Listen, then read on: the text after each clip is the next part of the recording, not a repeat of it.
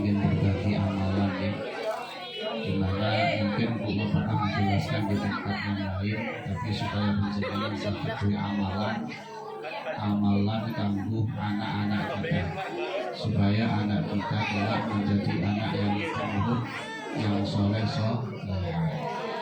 Sebab ada sebuah hadis yang dikomentari, Amin bani Adam mauludun illa yamashu syaitan hina yuladu.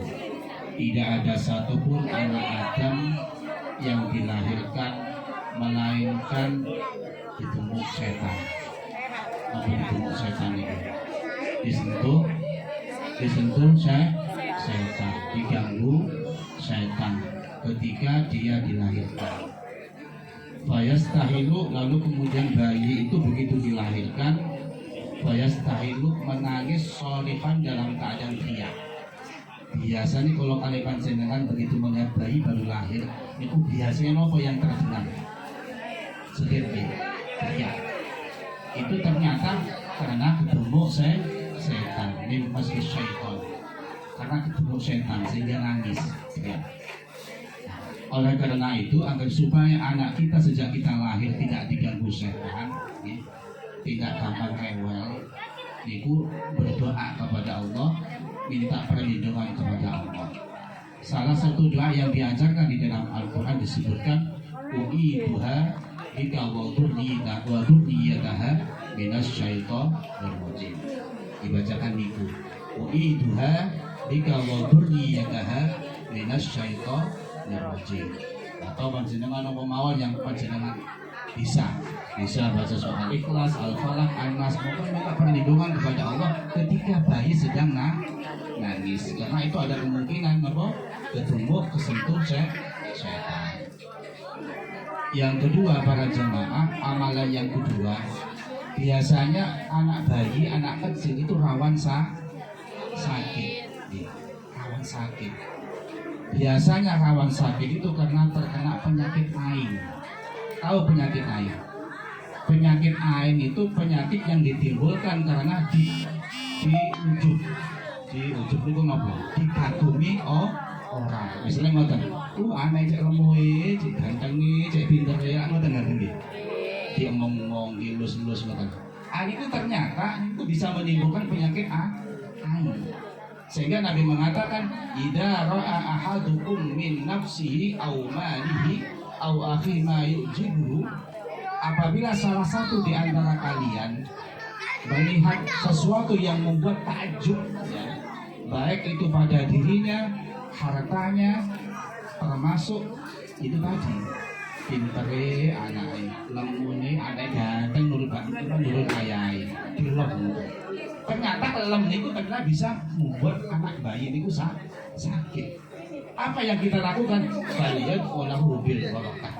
Maka hendaknya pada saat itu macam berdoa kepada Allah, minta keberkahan kepada Allah. Kenapa? Fa'inal aina haqqun. Karena penyakit ain, karena ujung tadi itu dilang uang itu ternyata betul terjadi. Memang benar-benar ada. Dan di zaman Rasulullah juga ada itu. Karena Nabi kemudian mengajarkan doanya, Allahumma barik fi la tadur wa la tadurruhu, Masya Allah la quwwata illa billah. Ya Allah, berkahi anak kula dan jangan pandangan orang yang takjub, yang kagum tadi membahayakan anak kula. Ada doa lain Nabi mengajarkan, u'iduhu bikalimatillahi tammati min kulli syaitonin wahamin wa min kulli ainin lamin. Ya Allah, aku berlindung kepadamu untuk anakku dengan kalimatmu yang mulia ini dari segala macam setan, termasuk binatang yang berkeliaran, termasuk penyakit ain yang berkeliaran yang sakit menyakitkan. Ini kepada jemaah. Jadi monggo panjenengan yang masih punya anak kecil, ya termasuk kalau kali panjenengan juga bisa jadi juga terkena penyakit ain, minta perlindungan kepada Allah Subhanahu wa Ta'ala. Itu yang kedua. Dan yang terakhir, yang ketiga, para jemaah, kalau ingin panjenengan punya anak ingin punya anak urut, ya, terutama yang paling gampang itu di mulai kecil ini, panjenengan bacakan surat Al-Qadar. Paham ya? Surat Al-Qadar. Inna anzalnahu fi lailatul qadar wa ma adraka ma lailatul qadar, sampai akhir dibacakan di embun-embunnya disebutkan dengan harapan ngalap berkah agar supaya anaknya nurut. Bahkan kalau dibacakan di telinganya sampai ada riwayat mengatakan man fa'ala dzalika lam yuqaddirillahu zinatula umrihi.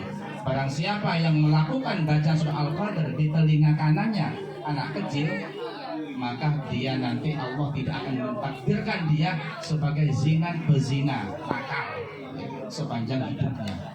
Jadi monggo panjenengan monggo masih mungkin meski bukan anaknya sendiri utuh nih katakanlah begitu gitu. Panjenengan mojo dibacakan gitu. Surat Al-Qadr di telinganya. Pas waktu tidur nih loh, yang paling ngerti. Waktu tidur, jangan bacakan Inna anzalnahu fi lailatul qadar, kemudian 10 kali. Satu kali. Kalau yang di kepala itu 3 kali, supaya anak panjenengan itu nurut gampang tuturani. Itu. Dan berikutnya panjenengan elus dadanya sambil membaca surah Al-Insyirah. Baca alam nasrah laka sadrak wa wada'na wizrak alladhi qadadahrak wa rafa'na laka dhikrak. Itu dibaca sambil dielus dadanya. Itu pas waktu tidur itu yang paling bagus, dielus dadanya. Diniati mudah-mudahan dengan membaca Al-Insyirah anak panjenengan ketika menjalani kehidupan di muka bumi ini diberi kemudahan oleh Allah, diberi keberkahan oleh Allah Subhanahu wa ta'ala, diberi kalau gampang kalau pekerjaan dan lain sebagainya. Itu amalan yang diajarkan oleh para ulama.